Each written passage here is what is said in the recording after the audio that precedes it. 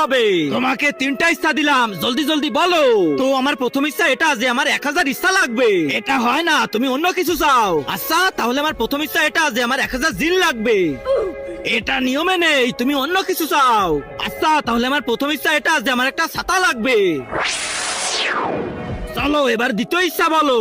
দ্বিতীয় ইচ্ছা এটা যে এই ছাতা তোমার পিছনে ঢুকিয়ে দাও।